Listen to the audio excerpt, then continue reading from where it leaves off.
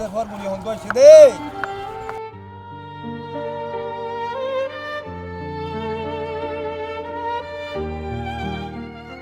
কাপা হাতে শক্ত করে ধরে আছেন একটি ছোট ডাল ভাজার প্যাকেট। এই প্যাকেটের ডাল ভাজা খাওয়ার সময় গুলিবিদ্ধ হয়েছিল তার মেয়ে আফনান। উপারদেশ মিয়ানমার থেকে ছোড়া একটি বুলেট এসে রক্তাক্ত করেছে আফনানকে। মেয়ের এমন অবস্থা কোনোভাবেই মানতে পারছেন না বাবা। বারবার নিজেকে শক্ত করার চেষ্টা করেও ভেঙে পড়ছেন জসিমউদ্দিন। এই প্যাকেটে এখন আর কোনো খাবার নেই। এটা হয়ে উঠেছে বাবার কাছে স্মৃতির সবচেয়ে বেদনাদায়ক সাক্ষী, যেটা বদলে দিয়েছে পুরো একটি জীবনের মানচিত্র। আমার মেয়ে দোকানে গেছে, এইটা নিছে, এইটা খাওয়ার অর্ধেক খাইছে, অর্ধেক খাওয়ার পরে তারপর কথা বলতেছে, এই এই আমার জ্যাঠার বাড়ি, মার সাথে, জ্যাঠা তো আমার স্বাস্থ্য ভাইয়ের বউর সাথে কথা বলতেছে আর কি।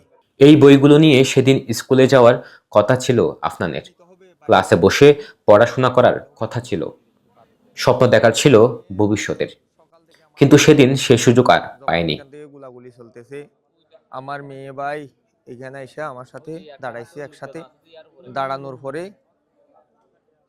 পরে বেশি যখন গুলাগুলি হইতেছে, মোটরসাল মারতেছে, মোটরসাল একটা চোখের সামনে দিয়ে পড়ছে, একটা এখানে চোখের সামনে দিয়ে পড়ছে, চোখের সামনে দিয়ে যখন পড়ছে, আমার মেয়েরা আমি ভিতরে ঢুকাই ফেলাইছি।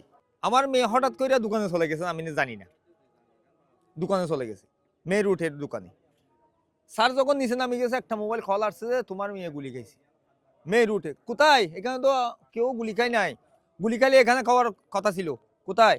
এখানে মানুষ নাই, মানুষ হয়েছে আমার পিছনে, যখন গুলি পড়তেছে এখানে পড়তেছে, এখানে নিচে, এখানে বহুত গুলি পাইবেন আপনি যদি খুঁজলে, বহুত দানা পাইবেন, বহুত বুলেট পাইবেন, এখানে প্রতিদিন পাইতেছে। আফনানের বাড়ি সীমান্তের ঠিক পাশেই। তার বাড়িটি আজ খালি। আফনান লড়ছে জীবনের সাথে।